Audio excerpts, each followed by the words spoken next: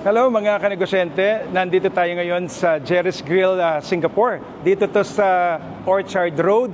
Ito yung magiging venue natin para sa mga kababayang OFWs natin na interesadong matuto for real estate investment o kaya naman magkaroon ng extra income opportunity para sa kanila at para sa kanilang pamilya. So, imbitado po kayo lahat sa Sunday. Punta kayo dito from 11 o'clock hanggang sa bandang hapon, hanggang gabi.